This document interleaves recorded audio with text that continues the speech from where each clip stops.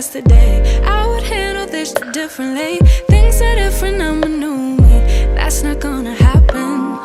That's not gonna happen. That's not gonna happen. So even if you're asking, even if you're asking, 'cause I do what I do, and it's time for something new, yeah. Gotta know when to let go. Gotta know when to let go. Gotta know when to let go. Sometimes giving up can make it grow. Can make it. Hello.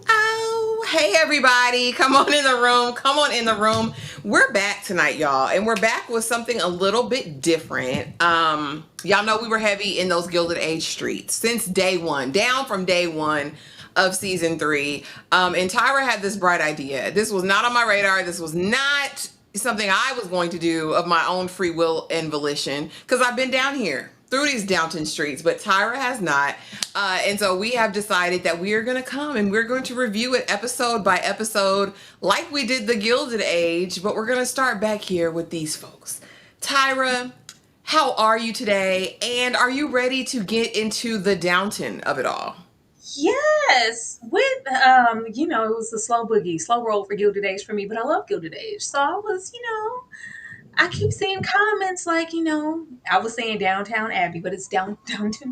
Down. And this, you have to see that. You guys have to see that. Are you guys talking about that? Have you seen that? It's being referenced in, the Gilded Age, and you referenced it a couple of times too in comparison. So I was like, let's just watch it and see. And I was like, oh, y'all cooking. Let's talk about it. And then it's nice to give some just due to maybe some good shows, but YouTube wasn't YouTubing then in the review space like it is now. And I don't think I've seen anything where anyone is episodically breaking down Downton Abbey. And if we could be the first to do that, or in the realm, we're in good company.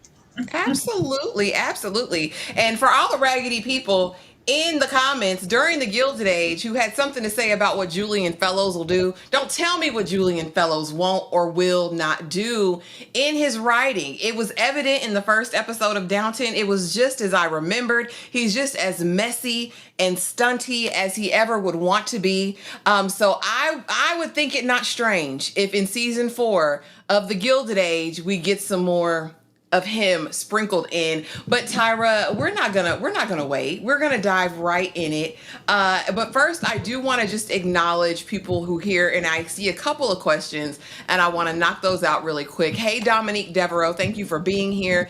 And yes, love Dame Maggie Down. May she rest in peace.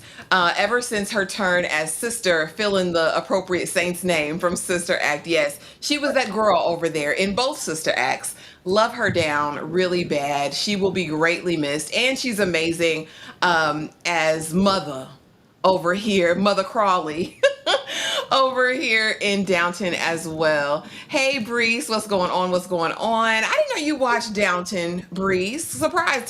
Tell me something good. Hey, Soft Life Girl. Hey, Rico. What's going on? Anakin. Hey, Tony T. Rico said, I'm just here so I don't get fined. I like it like that. I don't want them papers. Don't put me on them papers. We like it like that. Soft Life Girl, I haven't watched the season completely yet, and you don't have to. We're going episode by episode. Season 1, episode 1 is all we're covering tonight. Hey, Desi C, what's going on? Good to see you back again. Bree said with y'all pretty selves. I know that's right. Thank you, boo. Hey, Sarah, I was so excited to see y'all covering Downton Abbey. This is my comfort show. Soft Life, yes. Oh, episode by episode. Absolutely. Julian is a whole minute talking about what he won't do over there in Gilded Age. You don't know what this man will do over here. He's a danger to my mental health. It gets real over here. What's going on, Treya ASMR? Hope you're having an amazing evening. Says this is my favorite show. What's going on, Low Reacts? Hey, Darfelina. Oh, Lord. Hey, Darfelina. Treya said, Lady Mary is my girl. I already see we're going to be at odds, Treya. I love you in advance. Take nothing personally that I will say about this raggedy heifer as it proceeds. And anybody who's here, please do not spoil anything. I have never seen this show. This is my first time watching it. So be cute in the chat, please. Ashley has seen it from front to back. I have never seen anything beyond this first episode so far. Now, Treya, this is what I originally thought it was going to be, sis. I thought we were going to be doing a watch. And Tyra said, no, a discussion. We're going to do it like we did Insecure. It's a retrospective, right? So yeah, we're not actually going to be watching it. We may decide to do something in the Discord at some point, but I don't know if we'll actually do one that we air to YouTube. Me and Tyra will definitely talk about it, depending on, who comes through and how it looks. It could be a thing. Who knows? Uh, what's going on, Greta? She says, happy birthday, Tyra. Happy early birthday, sis. Thank you, Greta. She says, stay off threads too. It's too much. It's spoiling's bad there. It's bad. And I haven't seen any of the movies, so the movies will be new to me. I haven't seen anything since the end of the OG original canon of Downton Abbey, so it'll be interesting. I haven't seen this, didn't know it was on the schedule, but I am interested. Oh yeah, it's very entertaining. I'd say if you liked The Gilded Age, you're gonna love it over here. It's far messier. There's a much quicker pace. And I think they do such a great job at fleshing out the characters in Downton so well. But we'll get into all of that. We'll get into it. Shout out to the 40 some people who are here already. Thank you guys so much for being here. We're going to get into it. So Tyra, we started like this every single time. This was new to you. Okay. So I'm going to come over here to you. Overall thoughts after watching season 1, episode 1 of Downton. Girl, this is not my comfort zone, not anything. I do not venture over into these streets. But with, Ashley convincing me, and I was really trying to stick to it and watch The Gilded Age, and I think she also recommended Serpent Queen. I was like, let me give it a try, because Gilded Age really came along for me. And if this was the predecessor, honey, I wanted to know why it's being referenced so much and how it compared maybe to a Gilded Age. Baby, this is cooking. Season 1, episode 1 is very, very well executed. We met so many people in such a short amount of time. When I tell you I am invested in everyone. And I can tell you now, in comparison to Gilded Age, I was like, I love y'all. Y'all cute. Like, y'all, ooh, some nice shoes. Gilded Age is, you can see the growth there, but it's giving visuals and beautiful gowns. And not to take anything away from Gilded Age, but I was like, everything that we covered in this one episode, it could have been a Gilded Age like season, maybe half the season. I'm serious. With certain, bombs or misdirects or certain things that were alluded to here in this episode, and it just, especially like that first season, it was very much, a slow churn. I was like, we're coming out the gate like this. And I felt like it was extremely like bold, but it was very subtle. And I got to know and get a little something from every single person here. I didn't feel like it dragged. I didn't feel like, oh my God, because you know how I feel about a robust cast. I'm like, all right, it's too many of y'all. And it's really great that we all kind of have them here in this one setting. So that helps. But I did message Ashley. I said, this kind of low key makes Gilded Age look like a bald headed stepchild. In the best way, though. In the best way. And especially this third season, I love Gilded Age, but just watching this first episode, I know that we are light years away from where we were there. It seems like we got some push there and some budget and you can see like skeletons of what's here in the Gilded Age, but you could tell like, oh, we got our boat moving here with Julian. He was like, let me go be cute over there with the Gilded Age. But it seems like we maybe borrowed a little bit, because even getting into Maggie Smith, it was given Ada. I was like, not Ada, Agnes. It was given Auntie Agnes. I was like, okay, it's feeling very familiar, but in a very, very brand new way. And then I also like that we're in a different era. I enjoyed it, if y'all couldn't tell. Yeah, our dowager baby Agnes would have to sit down and take lessons from sister over here, because Queen Mother is just that. You were going to love her down, but I can see why you would draw that parallel. Again, this is a rewatch, of course, for me after many, many, many, many years, and it just goes to show that timeless writing really does stand the test of time. You're like immediately immersed in this world of 1912. The Titanic has just happened, and it makes you feel like you're there. Like if you can't connect with upstairs, you can connect with downstairs, and it's such a weighty cast. And in a lot of our reviews and critiques as of late, It's like, oh, y'all got too many characters. Y'all can't do this. Y'all cannot do this. This is an example of having a very hefty cast, a very weighty cast, a very broad cast, and still writing to each of the characters with perfection. When I tell you, Tyra, as we go down these Downton streets, each of these people have their own narrative, their own distinct journeys. Nothing gets lost. They don't throw any of these people away. The people that we meet now, it's only going to get deeper. And I love that for us. I love that for us. I honestly wish this would be my first time watching it because it really is that good. But again, a very strong episode out the gate. We got intrigue, we got mystery, we get to know who these people are off the bat. And just the same fashion that we did Gilded Age, I thought it only right that we go the main characters that were introduced in episode 1, we'll go through them and then kind of go through just the events of episode 1. So let's get over here, Tyra, and we're going to start over here with Cora and Robert. All right. And this is Cora and Robert. Crawley, she's the Countess, and he is, what is he, y'all? Hold on, I have it right here. Because I knew I would need my notes fooling with him because I forget his title. I know she's Countess and he is Earl. He's the Earl of Grantham. She's the Countess of Grantham. And she's an American. She's a Yankee from them people over there. If you paid attention closely in this episode, you hear them mention the Astors. You'll hear some familiar names throughout this, but she was money back in America. He was a fortune hunter. He married her for said money, but they eventually fell in love. They're 20 years later and they are locked in. Robert Crawley, is played by Hugh Bonneville. He's the patriarch charged with preserving the family line and estate. And in this episode, he receives a telegram that the 2 heirs to everything have passed away. He only has daughters. They only have daughters, Lady Edith, Lady Mary, and Lady Sybil. And so we have to either get them married off or find a close relation that we can trust that are going to take care of the household, the estate, and still be kind to us in the midst of this. So Tyra, off the bat, I want to know your thoughts on Cora, let's start with Robert and then we'll go over to Cora. Baby, I like Robert. I like Robert. You can tell Robert, this was a come up for Robert. It's like, you know what? I done been through those streets. And when I met you, Cora, it was for love, but it was really for money. It was that. I love that even though he is very high in station, he still kind of, gets it out the mud in relation to his buddy who comes there and says, man, I need a job.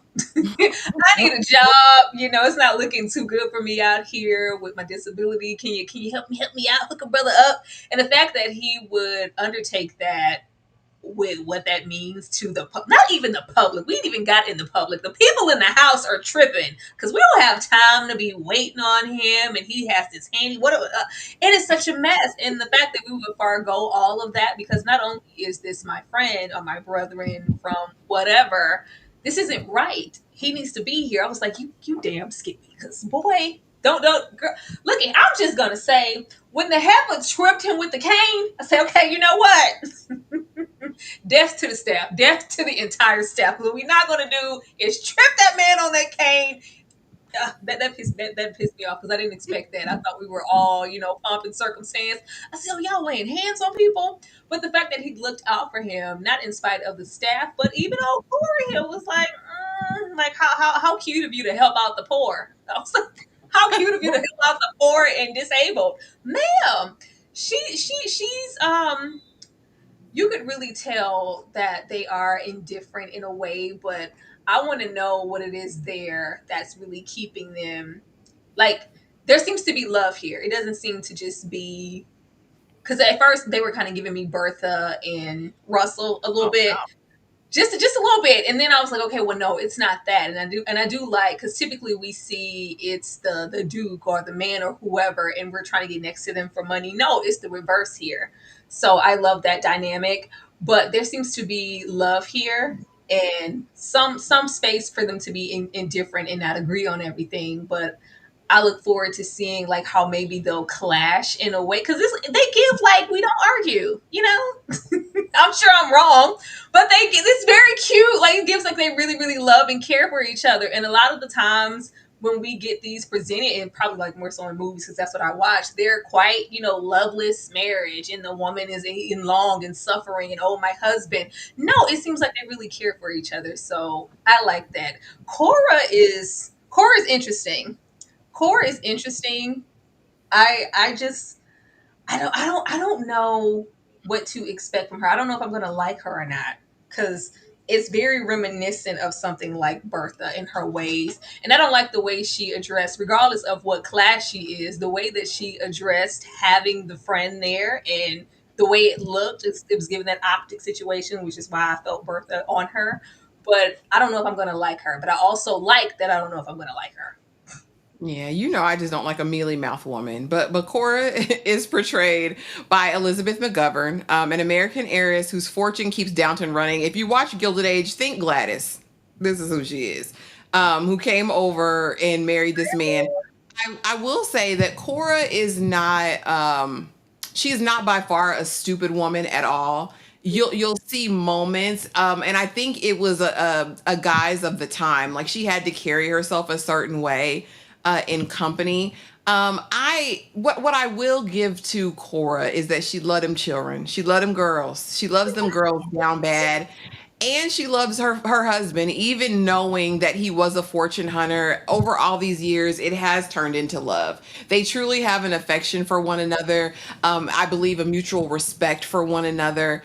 In this episode, she's shady boots. I mean, we're not going to get it wrong. She's of a certain time and of a certain ilk, and that just kind of is what it is.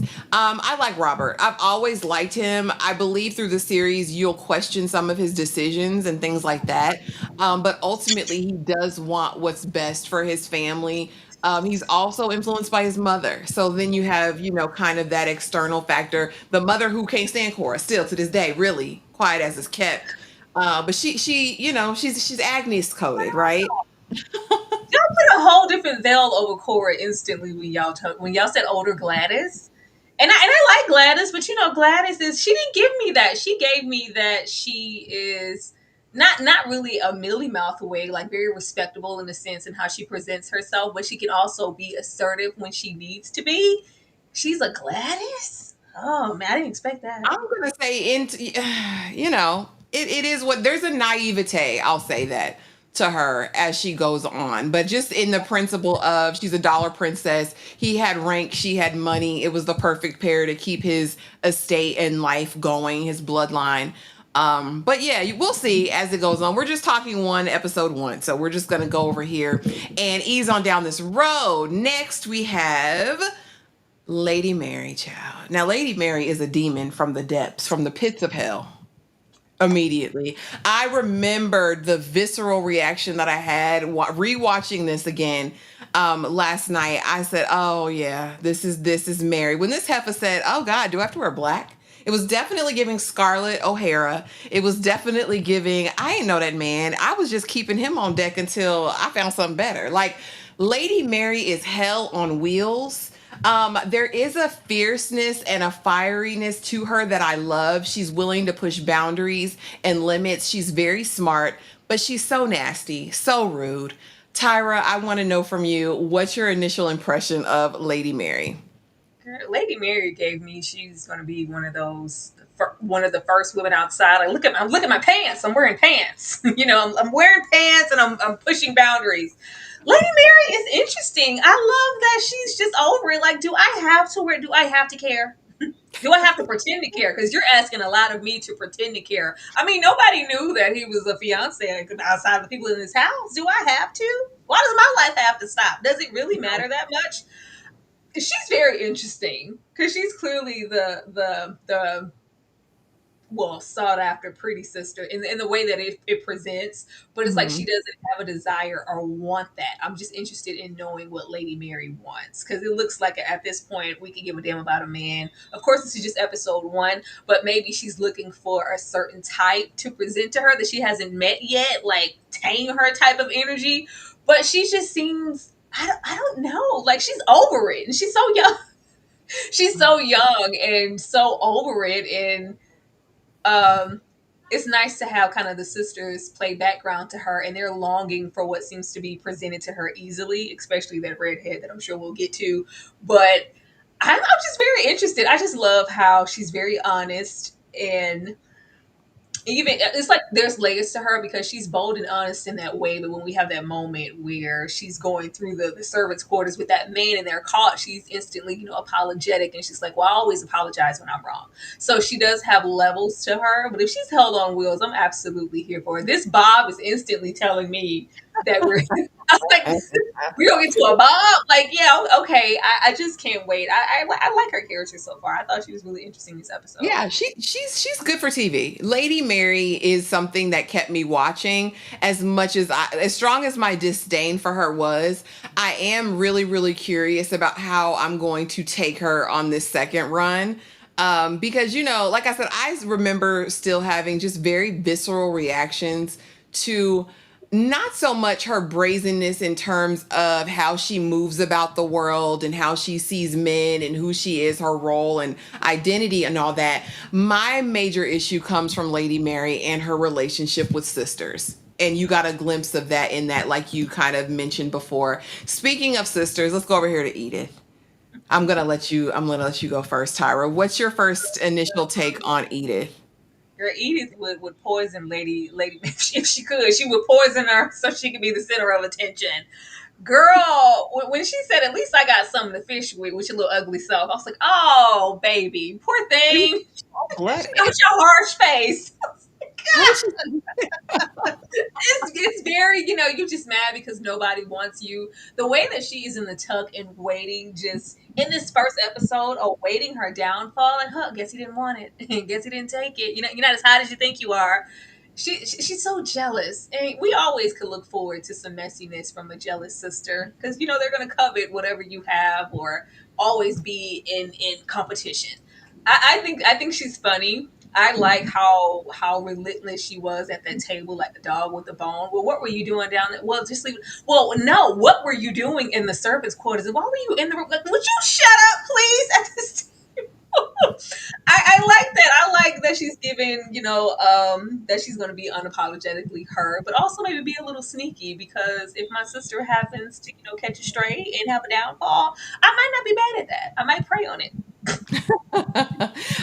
Their dynamic, there's definitely a shifting in the power dynamic based on just how the world sees and views Mary in relation to Edith. But to me, Edith is a really smart, vivacious person. And I just feel like she always has felt like her light gets dampened by kind of the shadow of who her sister is. And so for that reason, she's always on react mode. Like always, always TTG, because I have to be with you, right? Whereas when we get over here to baby girl Sybil, who is my baby, Sybil is the sweetest, most loving. Even with Mary can't even be mean fully to Sybil because Sybil's gonna be like, "No, you look so great, sissy. Like, I just love you." The world's just rainbows and butterflies. Like, she's our forever optimist, and I love her down bad. She is kind of the peace in the sister circle. What did you think of Sybil? Are you bored with her, Tyra? What do you think of her as a character upon initial meeting? Sybil's are always sweet, right? Sybil didn't leave as much as an impression as the other two sisters, of course, and she didn't have as much dialogue. It was very, well, you look nice. Well, or her to just kind of come back with Edith. Well, I think you look beautiful. Like, she's very, very positive. She seems like a looker also. I feel like she's gonna blossom and give a little, give a little shoulder, give a little leg, and take it right back. I think she's gonna be really beautiful in that way.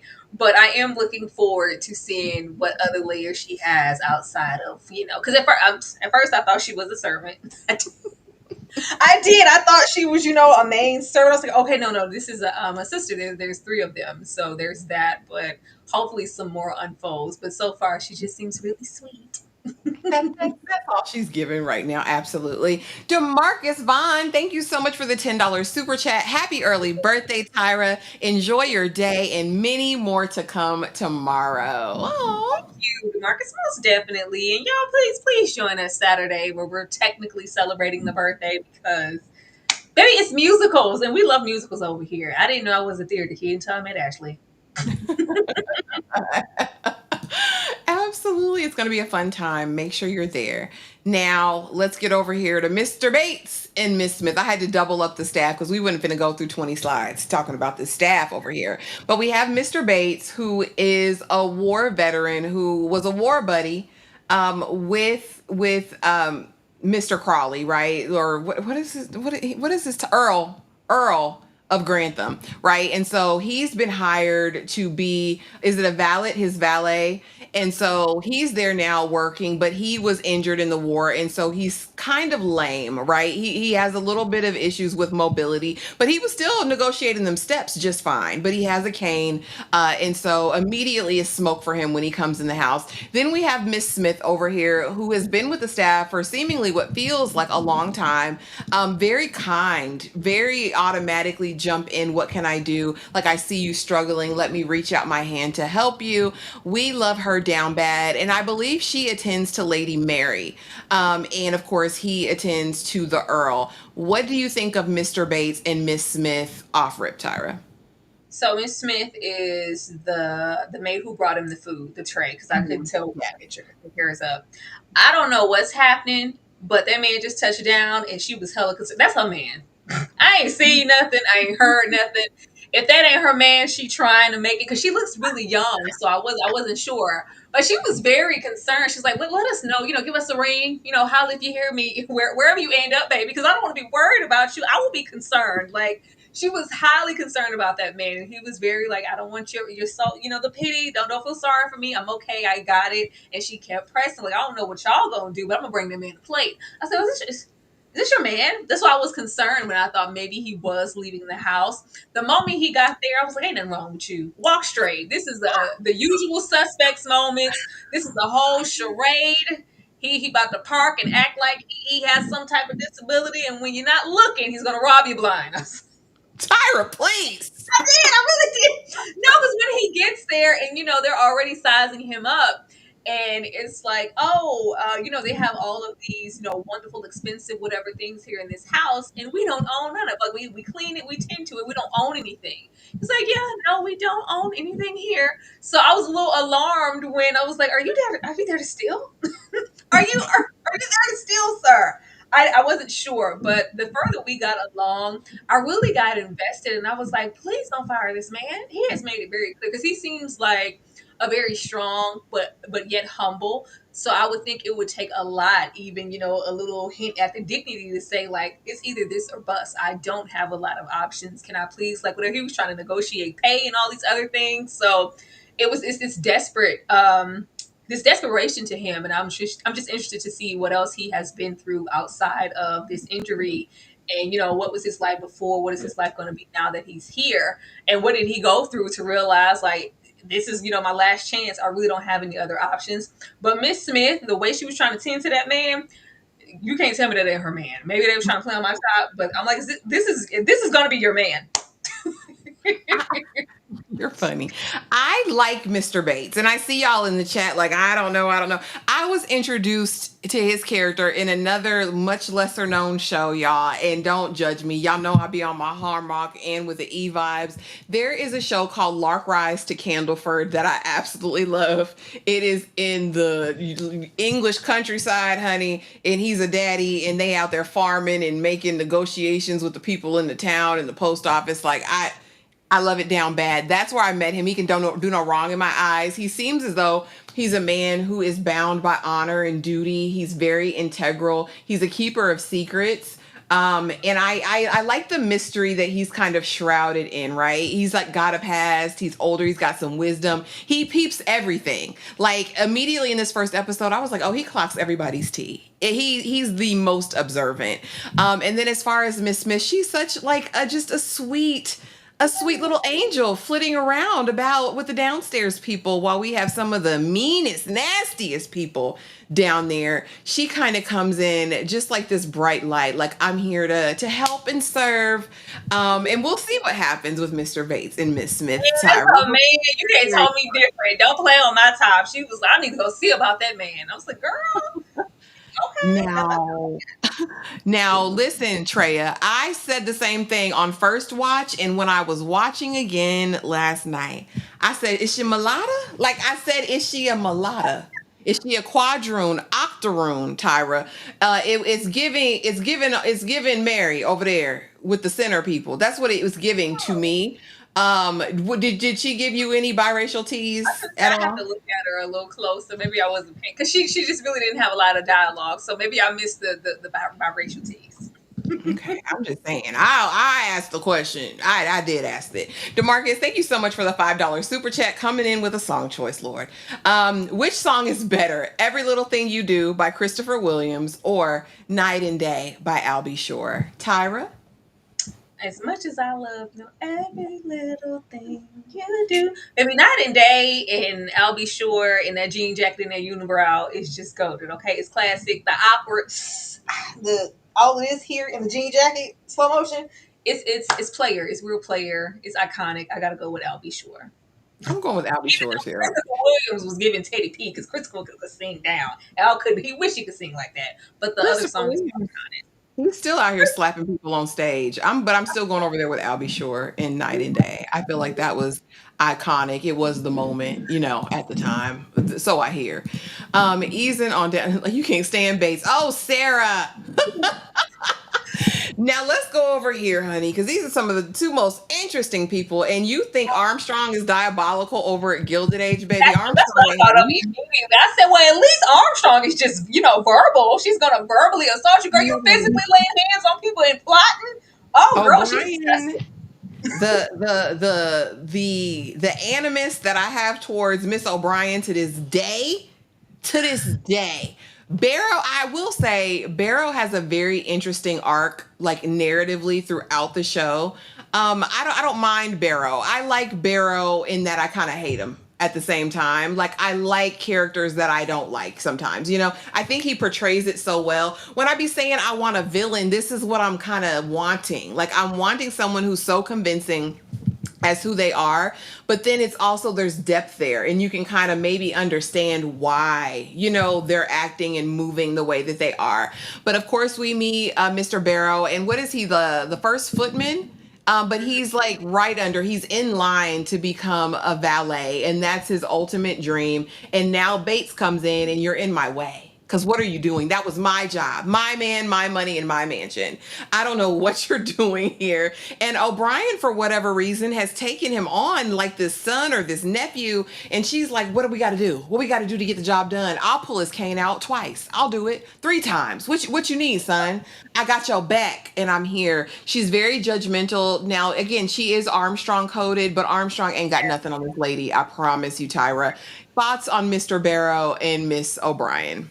Girl, when I saw the whole cast of Gilded, and I was like, everybody's here. Well, we know due to, circumstance, there won't be a Peggy in the quarters, but still, if this is not Oscar and Armstrong, okay, copy and paste Gilded Age.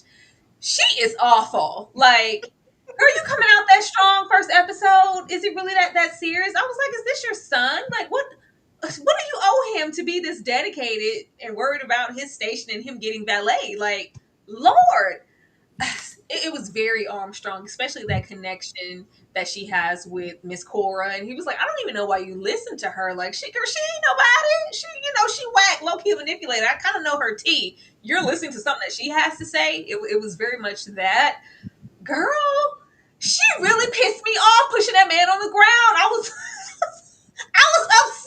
Like, how could you do that? It's one thing to be plotting from afar, but you don't physically do something. It's like, how far are you willing to go if you're willing to be that damn brazen right there in front of everybody, the staff and company alike? That was too damn far. I feel like she's gonna be messy as hell. And don't influence this young home session man. It's this man who maybe has potential to be a little bit more, because he was like, well, what am I going to do? They hit up Long John Silver, put him in my position, and I just have to wait. Well, there are other ways. Other ways? How many ways are you willing to go, little Miss O'Brien? You're not cute. She just, I need her to go. I need her to go. If she's worse than Armstrong, and she was already giving that energy of if there's any air in the room, she's going to do her best to suck the air out of it and always have something negative to say. I was like, oh my God, it's Armstrong 2.0. Ugh. But you're saying she's worse than, Oh, and I knew, baby, Armstrong ain't got well, I nothing knew to say. she was. I was chilling at first with just, the in-house gossip and the plotting. The moment she tripped that man, I was like, oh, death to this hoe. This Mr. Barrow here, babe, I need you to be quicker than that. How you gonna roll up with all your evidence, sir? Like now he has potential. I think he'll have more of it if he gets away from Miss O'Brien. But he has potential to be something. Clearly, he wants to be more. He's trying to be kept. It was very Oscar coded. Like, baby, who gonna take care of me, huh? Room full of people coming to see me. But I'm trying to be kept. I'm trying to be set. I don't want to be here. I really low key don't want to be the damn valet. I want to be a wife. I'm trying to be a stepmother. He trying to But have that Louis soft life, Tyra. He want to be a house. he wants his soft life, but in this era, that's not afforded to you. So it's like, how are you going to be here? And for however long you're here, how many people are you going to take it out on that you're not where you want to be? Because I don't like how he was treating the footsman that's underneath him. Like, who are you? We all poor. We all working in this same Downton Abbey. We're all poor. Okay, stop it. But child, the more he stays over there in this coven with this witch, it's gonna be his downfall. If he get a little further away from her and get somebody else's stench on him, he might be a better person. Child, not they didn't call O'Brien the Bayang over on Twitter back in the day. That's going to be her name, Miss Bayang, because I just, she got her little tendrils. Listen, Oscar has nothing on Barrow, not a thing. Because Barrow has depth. Again, he's terrible. They're terrible, Tyra. These are some terrible, terrible, terrible, terrible people. But immediately you feel, I didn't even think about Oscar until season 3. I was like, who is that? Get him out of here. He's annoying. Just get out of here. Next we have, and I think we're winding on down, Mr. Carson and Miss Hughes. And of course, these are our elders. These are the leaders of the staff. She's the head of the ladies. And of course, he is the butler, I believe is his title there. And he's pretty devout, pretty fair. You get Bannister, right? Very, very Bannister coded that we get in the Van Ryn house over in Gilded Age. And then we have Miss Hughes, who's kind of the matriarch, I guess, of the staff down there. And of course, they have a friendship where they work together, kind of in tandem. We don't get a ton from them, except him being like, "Listen, we got to get him out of here. He's disabled. He's messing up my flow. He's messing up my crew and my staff. Get Bates out of here." And Miss Hughes kind of just acquiescing and going along with the flow, just to keep peace and to keep the household running smoothly. Tyra, what do you think of Mr. Carson and Miss Hughes? If Miss Hughes said time is money, my money. What the hell y'all doing standing around? There's always some work to be done. There's always something to do. But I like that in the midst, and I will give the show its credit for that, because that was one of the few critiques that I've ever had about Gilded Age outside of certain characters was I would really love to get more into the staff. I feel like we kind of undercut them in their stories for, our characters. But we seems like we're going to get both. I feel very invested in this staff immediately. Miss Hughes is definitely giving matriarch, but I like that even here in this episode, she was kind of questioning, you ever thought about, having a different life or making a different choice? Like, is this all that I've ever could have been or wanted for myself? I love that we're getting to mention with her there. Mr. Carson said, not our money, our men in our mansion, but this is my family. This is the only family I got. I love how connected he is, and where it seems like he wanted Mr. Bates gone. I think Mr. Bates gonna be his rotted apple. I really think they're gonna grow to be close because they are both men of a certain age. But you can't tell me that Mr. Bates ain't gonna be riding all about what's his name? Is it Hughes? Is it Hughes Bundle? What's his name? Oh, you're talking about the Earl of Grantham, Mr. Crawley. Yeah, right. I think he's going to be like kind of his right hand, and he has no choice but to have some kinship with him, because I think they're both going to be so devoted and loyal to him. So where he couldn't wait and you're messing up the flow and you need to get out of here, I think they're going to be night. But I like how committed they are because he was like, "Oh Lord, they coming for the money. They coming not all this work and this hard work. Like Lord, not my family, not us losing everything." Like he took that to heart. Like it was personally going to be him. It was. I mean, it is. It is. Ultimately, it's gonna affect everyone if they lose, you know, her money, her money. Now let's go over here to Mother Violet, child. Mother Violet in Violet, Dame Maggie Smith. May she rest in peace. But love, love, love, love, love her character down. Again, Agnes would sit at her feet and take notes because Agnes ain't got nothing on Mother over here. When I tell you she's a force to be reckoned with, she's got all the wisdom, she's got all the sass. She's got all of the things, and I absolutely love her down bad. Of course, she's the matriarch, famed for her razor sharp wit and traditional views. Presses Robert on securing a male heir to protect the entail, right? Because we need to protect this legacy, this line, and this money. You married that heifer for money. Don't lose the money now, buddy. What did you think of Mother Violet, Tyra, up on your first meeting? I said, don't underestimate Violet. They walking all down like, oh, gotta call up Mother Violet so she'll hear from us first. She probably doesn't even know what's going on. Hell yeah, I know what's going on. Why do you think I'm here? I am on top of this. Didn't you hear that the ship went down? We got to think about things. Where you have the son trying to be patient and mindful, and this just happened. Let's just take a moment. Let's mourn. Let's not just jump and worry about what it looks like financially or who's going to take what place now that these two heirs are gone. And she's like, no, baby, but look. Do you know you have 30 minutes? Do you know you have 30 minutes? She's very old and very wise. And she's also like at that age of, I'm old, so I can say whatever the hell I want to say. I can say whatever I want to say, like kind of not, when we have characters, it's like, oh, they're just old and senile, but really they reading down in this tea, but you can get away with it because what are you going to do? I'm old. What are you gonna do?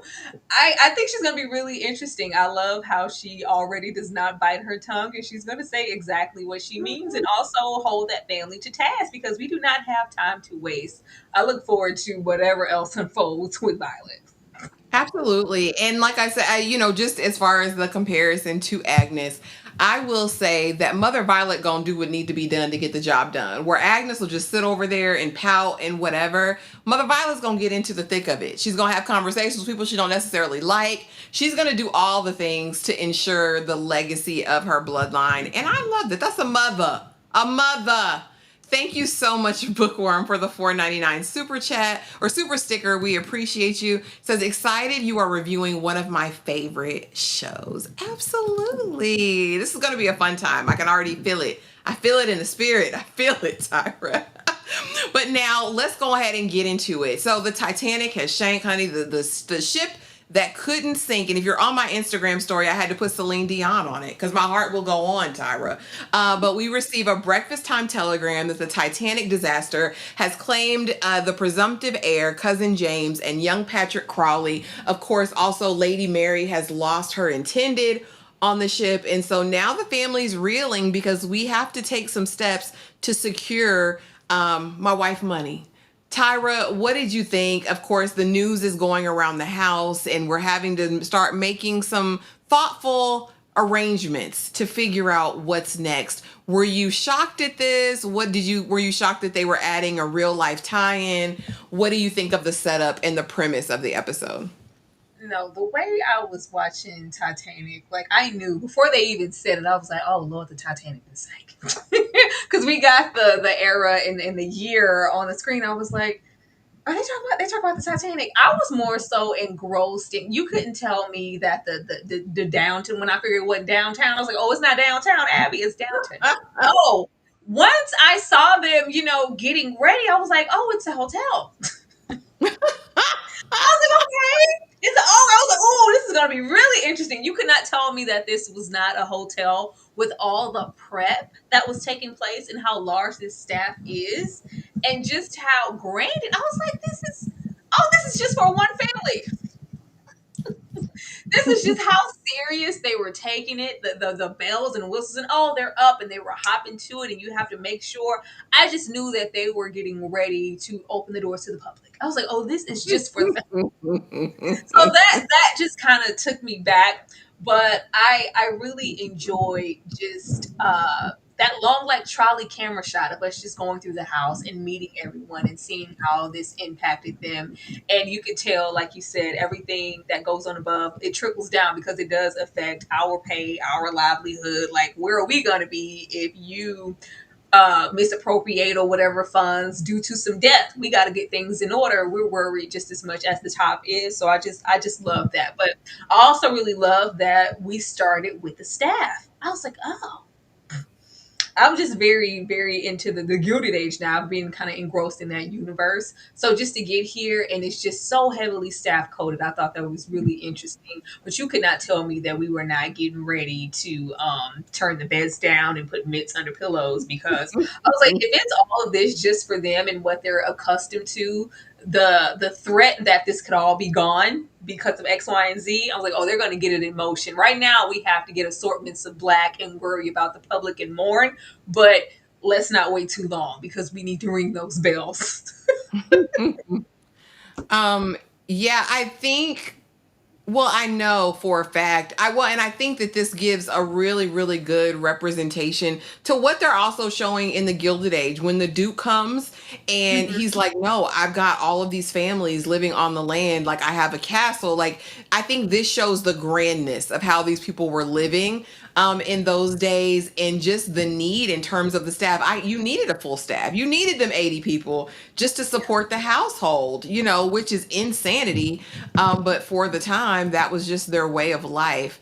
Now, easing on over here, of course, no inheritance for the girls, so we have to figure out what's going on.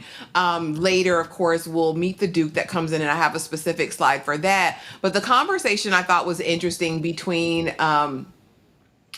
Cora and Robert, in that, she's fully aware of why he married her. Mhm. Yeah, I had the money. I know what it is, but what do we do in the instance that Lady Mary has to come up with this? And also kind of not a full acknowledgement of who they know Mary to be. And I'm like, okay, I'm trying to remember when it all comes full circle, when they have to really acknowledge like Mary is her own type of person. But what do you think about this conversation? And basically, we're having to do what we have to do to get this done. Here are our options. We can go to our closest relative, or we basically have to get Mary married off. Like those are our options. She's the eldest. This is what needs to be done. I mean, I like the contrast between them because this was pretty unexpected and abruptly we have to figure things out. I I'm just so surprised that she's a Gladys, but I guess it is kind of present here because she was very soft and kind of referencing to him. Well, he seemed to be the one that was more reserved. Like, maybe they're not even cold in the ground yet. Can we wait? Can we at least get confirmation before we start planning for X, Y, and Z? So it did feel like that was in the far front of her mind, but I just thought there was more to her, but I guess I have to wait and see that. This is interesting. We know how important it is. You try to get that heir and try to get that boy, and he just didn't. But I like that it doesn't seem like he has like this strong disposition with his daughters. Because so often when we have these stories or so many others, it's always like, oh, I just never, kind of what we're getting in Outlander. I just never got that, I need. It's like, no, I love my daughters. This is what we have to do. They're so different. I haven't seen these. I'm serious. I haven't seen these particular characters that often. Not so much in Miss Corey here, but the father. They always give these fathers a very strong disposition, and it's just always kind of you don't get the best representation there. But he seems to be really invested in all about his family and his daughters, and I love that they don't have a loveless marriage, but these things are happening, and we have to react accordingly. And I like that so far they seem like a team, and it's not everybody's just be nasty to each other. I swear it just be real negative and loveless. And I'm like, oh, they like each other. And I thought it may have been a secret, like, well, yeah, everybody knows it's an open secret at this point that you married her for the money, but she doesn't know. It's like, no, I know it was that, and I'm glad that we grew to be more than that. I was like, oh, they like each other. This is so nice. So nice. Read your super chat, Tyra. Really, Polly? This is my show struggles. Really? I wouldn't have guessed that. This is my first time watching it, Polly. I didn't know that. Look, you learn something new every day. This is my first time. I only watched one episode so far. Hey, Larice. OMG, OMG. I literally just finished binging this show. So excited y'all are doing this live chat. Yes, perfect follow-up to the Gilded Age. Absolutely, absolutely. But easing on down here, y'all, it is time to meet the Duke. The Duke is here with his own intention, honey. And really, it was to get some of that Boonchie cat. That's what he really came down here for, Tyra. But if I can get a wife and a bag in the process, I'll go ahead and do that too. Daredevil was over here flopping and bopping, playing sword fight with peen tips. He was doing all of the things, all the while smiling in Lady Mary's face. I thought it was very interesting. I didn't remember this, but he and Lady Mary had apparently had dalliances before. Because she said, "You remember when we was back there in the what? Huh? Say what now?" He is laying it low and spreading it wide, Tyra, but he's here on a mission. If you got the bread, I got the head, Tyra. What do you think of Daredevil over here and his interaction with the family? Lady Mary seems enamored by him. She said, "I want a bad boy. I like a bad boy. I see it in you. I like it." I mean, they going on missions through the servants' quarters, sneaking in people's rooms. We later find out why he needed to do that. But what do you think of Daredevil? And what did you think of this whole concoction here? I immediately didn't like his face. I was like, go away. I was like, here we go with these dukes. So all the dukes are nasty individuals is what you're telling me. I did not like the Duke. Duke doesn't seem like, oh, he's going to grow on you. The Duke is actually like, no. How fun he thought it was to roam through and we know why, but it didn't just seems like, oh, it just stops here. We're just doing this and trying to be coy about it. Oh, I'm writing whatever, so I'm going to go through the servants' quarter and dig through their things. He had his own plan, but the way he felt like he didn't owe that staff nothing, I'm not explaining to you. Who are you? I can go through everything. I can throw all this mess on the floor if I wanted to. It gave entitled. It gave nice nasty, really low key nasty. I was like, Mary, get away from him. Get away from him. This man has nothing but that title. It's nothing that you want. And it didn't seem like to me he was so like where you said like, oh, he was there for a dual purpose. It could have been, for a bag, like, you came there for that D.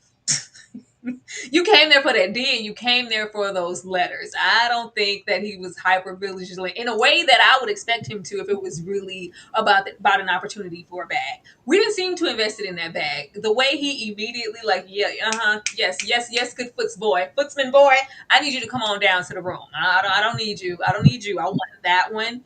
And then we do like he had a plan to manipulate his way to those letters from the moment that he got there. And even the conversation that he was having with the dad, and it was like, well, what did you want me to stand by for? I thought you were going to say, you know what?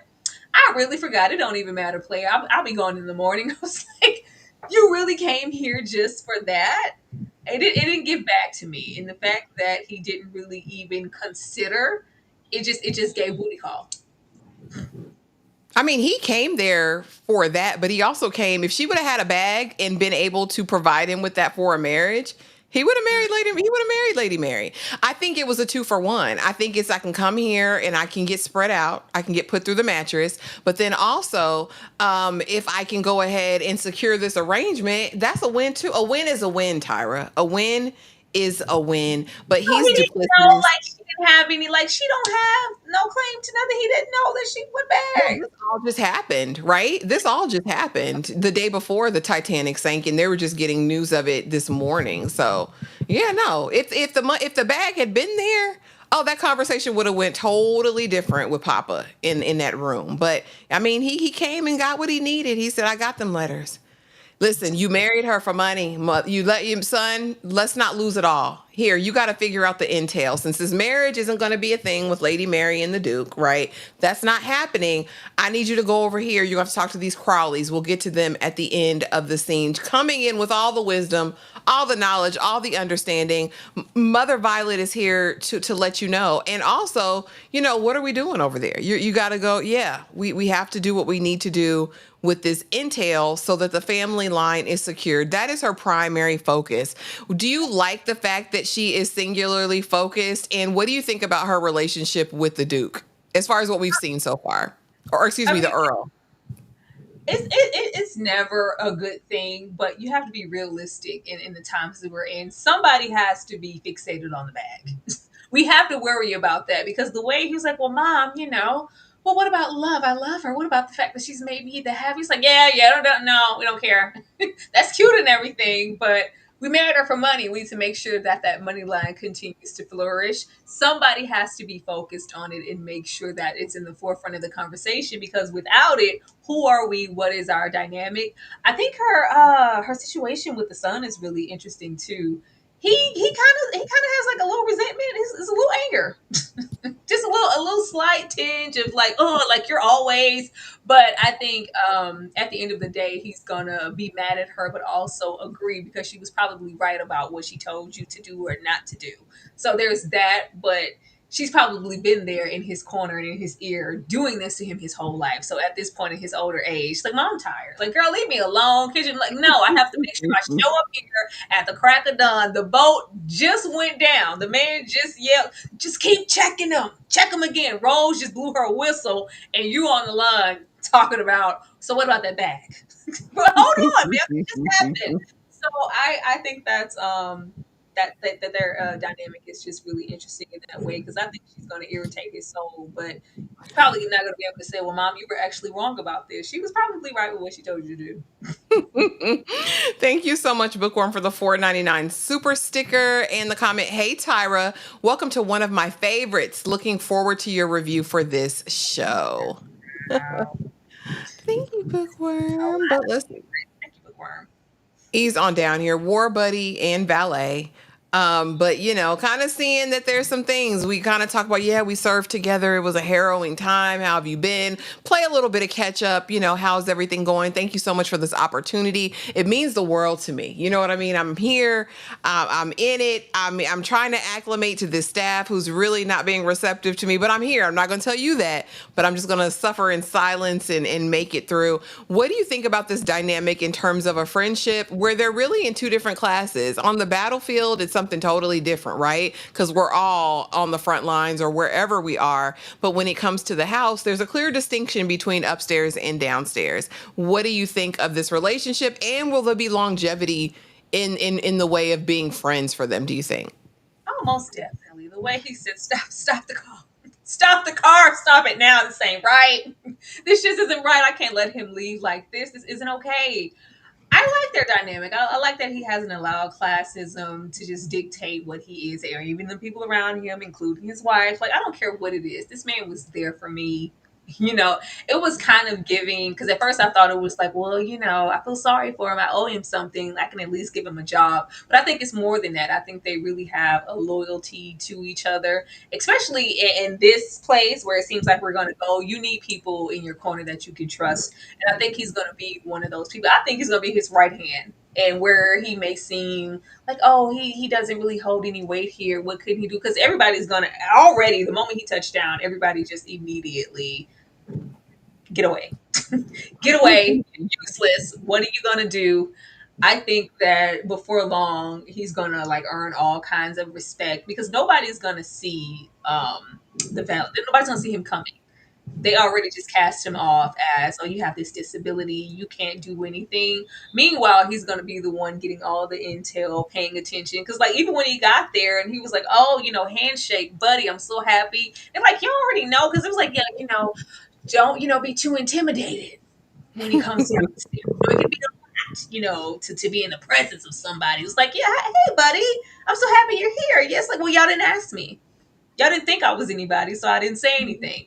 I think he's going to be moving like that a whole lot. And it takes a whole lot to just, stand strong in your dignity when the heifer trips you and have you fall on cobblestone rocks and the On damn your face. it was too much. And he just stood up. He's a very, very prideful, very dignified man. But I think if you cross him, I don't know. You don't pass through those wars and in the streets and whatnot. And I don't know if you have the young lady here. Who was because she was everything. Who was the little chipper one here in this episode?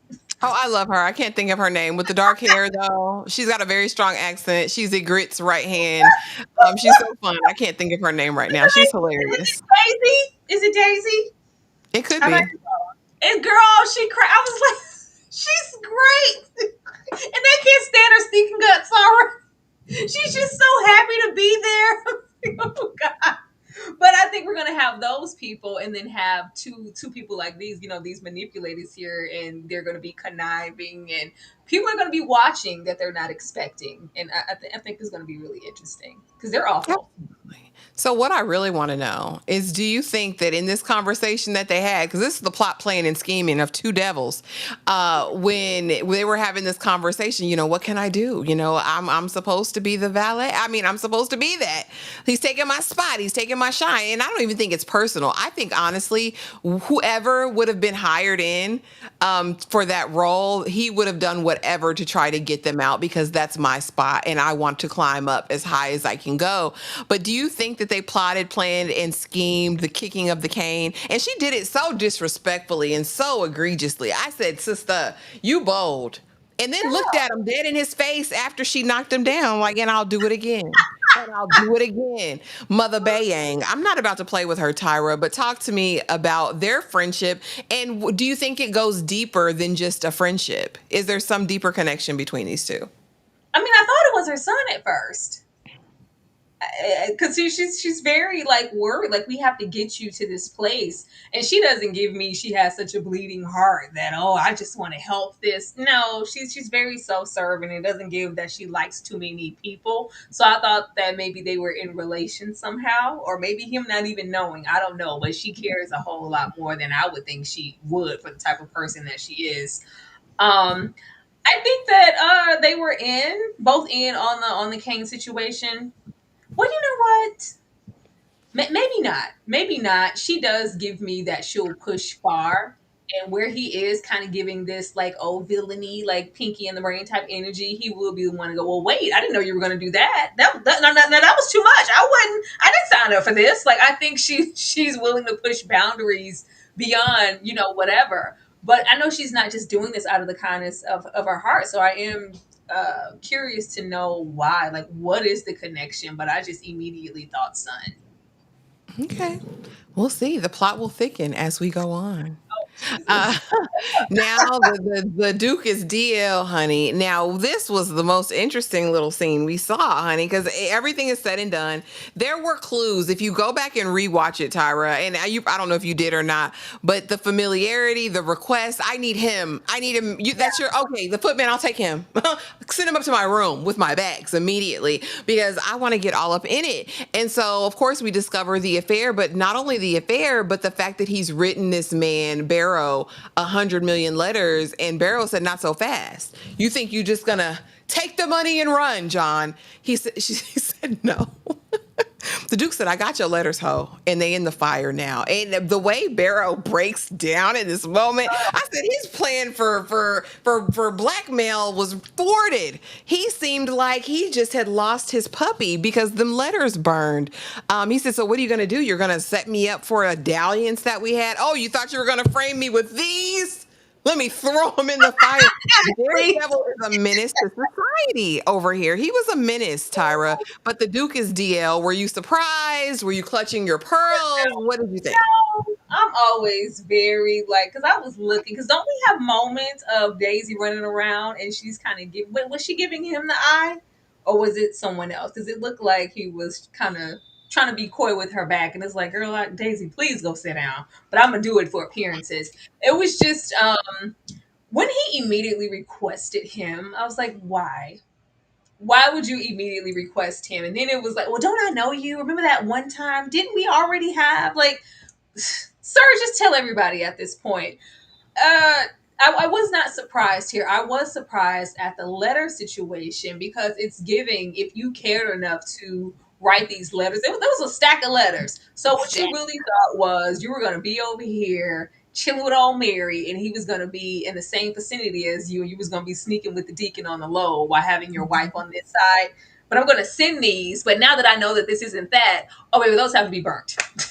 Those have to be burnt, that incriminating evidence. But the fact that he cared enough and plotted enough to write deep, I'm sure, heartfelt. He was like, I have proof. I have proof you're going down. It's like, oh, do you mean these? It's like, oh my God, he has letters. He has letters, sir.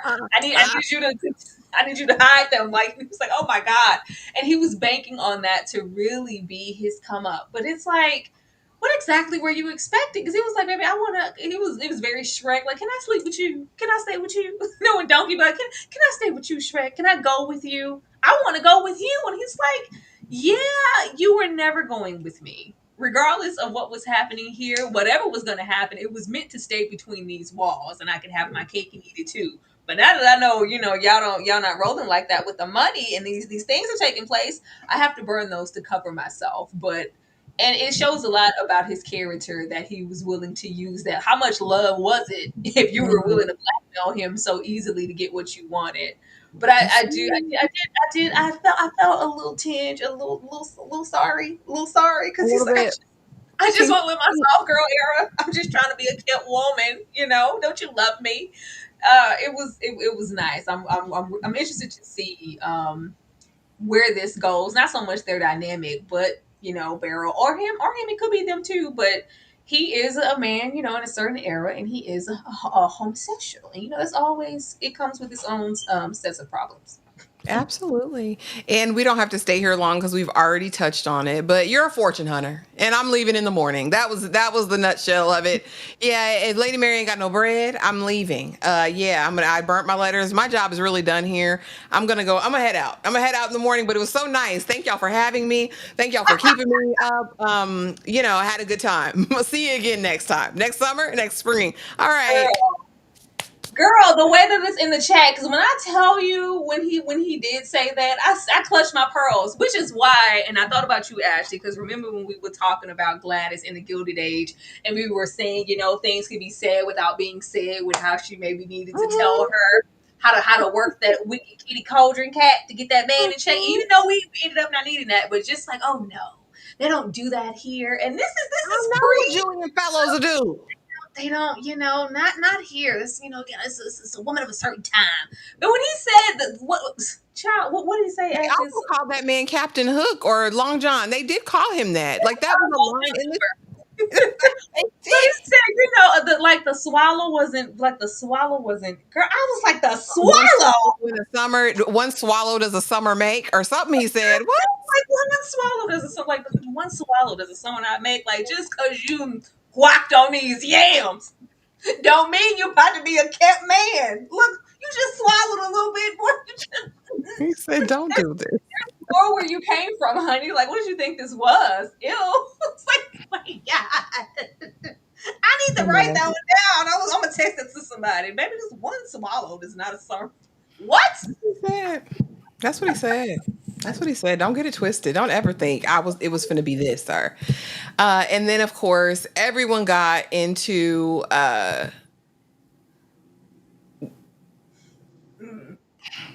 Earl of Grantham. Lord, child, I'm gonna call him Robert. I'm gonna just call you Robert. Robert, because I can't remember the titles. Fired and rehired. Because listen, Bates, you gotta go. I can't be messing up the staff, Mr. Carson's staff. He got a flow. He got a work process. I'm sorry. I can stay on though. I'm good. I can, you can take it out of my money if you need to hire, an extra footman for events. Like, man, I need this job, man. I need this money. I need it. And he said, sorry, you got to go. Before he can go, I said, sir, you just want to do the dramatic run. Just say that. Because then I'm running after the carriage. Stop, wait, no. I got to make the train. No, you're hired back. I can't do you like this, bro. You was with me in war. You had my back. If not for you, I'd probably be limping just like you. I need you here. So now Mr. Bates is back in the house. Was this dramatic for no reason, Tyra? And honestly, would you have hired him if he was your friend in this role or capacity, knowing the setbacks that he would encounter? It does, but in this time, like there's so many other things to consider with who you want directly next to you all the time. To really just trust people, and as far as your interests, like who has your best interest at heart. And I'm sure he'll be really capable and useful in so many ways that equate to so much where I don't even know why I even considered, the woes of what that could have been, because you do have a disability. This far outweighs that. I think that's something to consider here, because it's about to get hot in these streets, and we're gonna need this man. But girl, when he started crying in that room, I was like, oh, okay. I was like, oh, he's not a robber. He didn't come to rob y'all blind. I was like, oh, I thought he was gonna put all your personal belongings, whatever I can put in his bag. I swear, I was like, okay, this is where it becomes the usual suspect. And aha, yeah, y'all thought I was a cripple. I thought he was gonna start walking straight and drop that damn cane. Remember, like Franklin did on Snowfall. I thought he was gonna be walking straight, Tyra, walking away please. with all their valuables. Tyra, please. I didn't know. And I was like, oh, he's about to skate off with your valuables. Like, yeah, I wasn't planning to stick around anyway. This was real espionage. I was like, no, he's a really great. I'm Oh, not doing this. he's a good man, Savannah. He's been through some things, and he does really do his job. I thought he came to manipulate and steal. But when he broke down, when he was like, no, well, maybe you can, take this. I was like, oh no, he really needs this job. He really like, I need this money. It was very TT and set it off. I need this job, whatever you need to do. And you can see how much it was like really ripping away at his heart that he had to say, like, well, I thought on the back end, tomorrow it was gonna work out today, but it's not. So I'm gonna have to let you go. Like I gotta make some hard decisions. But he was like, you know what? Wait, it was giving train station. It was giving, a good Love Jones say anything moment. No, wait, No, really, stop, wait. stop the car. I can't do this. This doesn't feel right. He even looked at his butler. I couldn't do it. Didn't feel right. Couldn't do it. It wasn't right.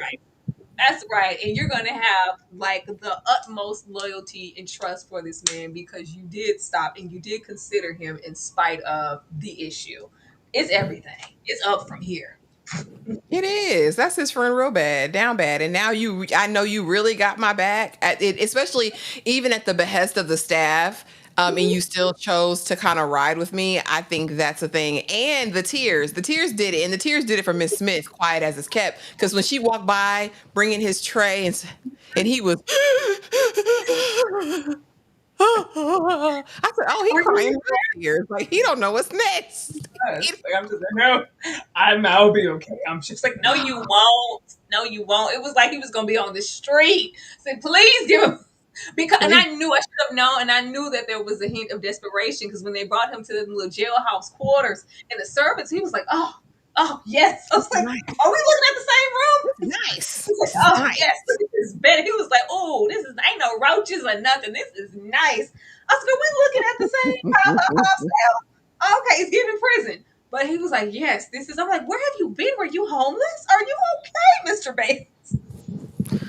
You know how people were treated back then. It was, you know how it was for people who weren't perfect. You know what I mean? Especially, or if they had any sort of malady, it was kind of over, especially in the service industry. But Larice, yes, the Duke is Daredevil, y'all. Run it, look at it. I knew. I was like, that's Daredevil.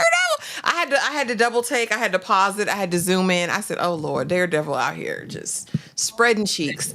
But let's wrap it up. Spiral staircase. I will walk up 10 flights of stairs if I get to stay. We're here and have this bed. Now we're doing some things we don't necessarily want to do. We have some ideas we don't necessarily want to share. I just will say that there's intrigue afoot. And things that we're going to have to figure out because this is Matthew Crawley and his mother. And I don't want to say they're like exiled necessarily, but they're just not them. You know what I'm saying? Like they don't live you don't live the same life I live. You know what I mean? But he's the heir. He's the heir apparent for all intents and purposes. He's their cousin. And he's actually a solicitor or an attorney at the time. So he has, lives a humble life with his mama out there. He's working, doing the best he can, 9 to 5, good times. And now, you get the invitation to come on up to the big house. We have some things to discuss. Tyra, I want to know from you predictions and who do you think Matthew is? Would you have any thoughts or predictions about who he is, how he's going to move about? Is he going to be a villain or will he be a hero? I'm really curious about your thoughts.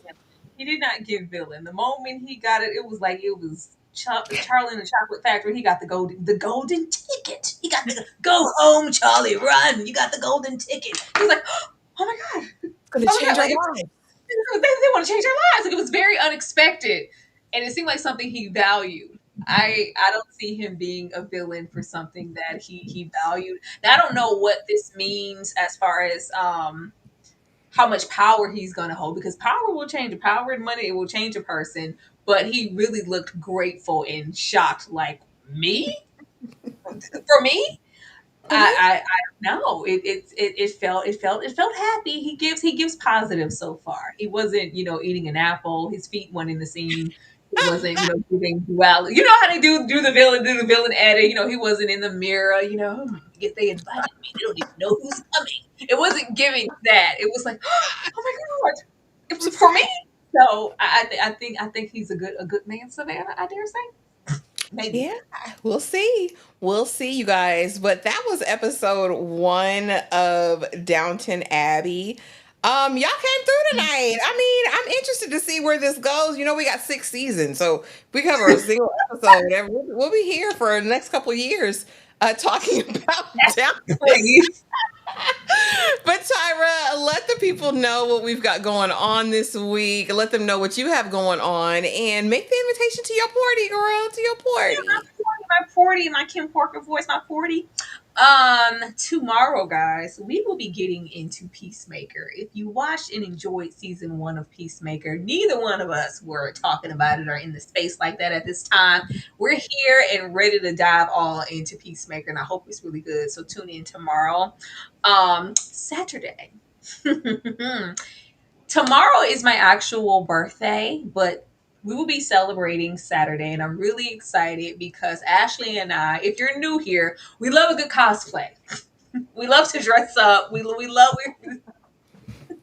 very theater kids in the sense of a cosplay or a skit or things fun like that, and all of those things are really encapsulated in musicals. You get to dress up, you get to sing, you get to be extra, and who's more extra than us? We're very extra, so I'm looking forward to that and really celebrating my birthday with you guys and getting into our looks because baby, I'm excited. Yes, titties up. We're gonna have a good time Saturday.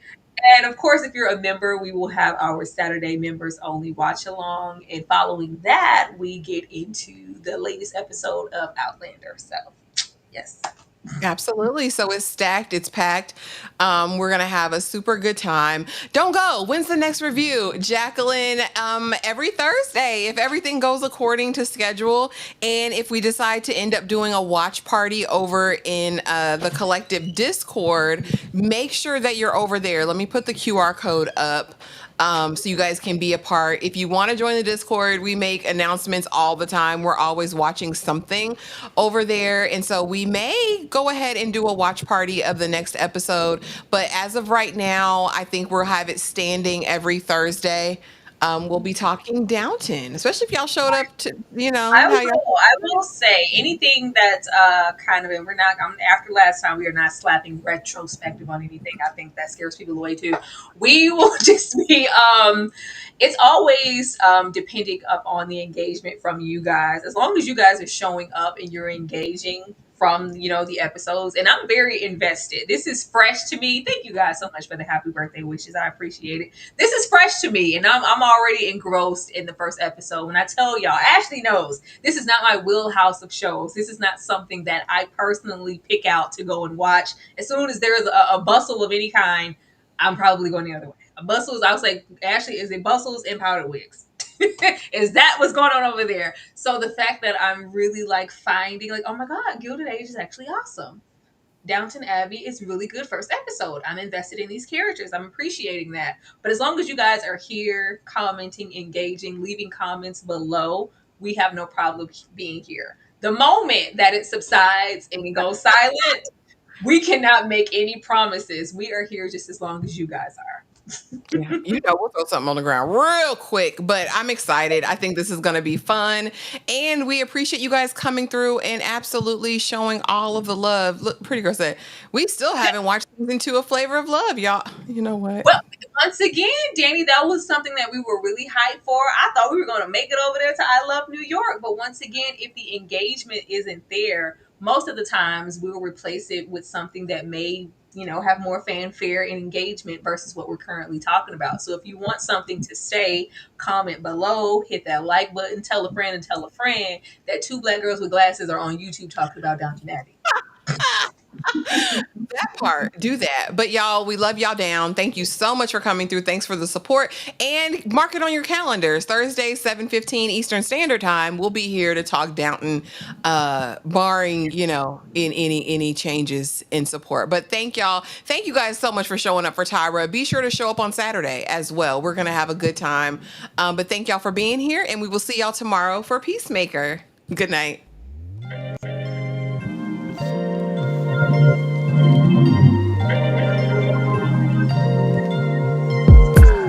I'm telling you that there ain't no other way. Pack your bags and then you will go away. I'm not gonna be begging you to stay.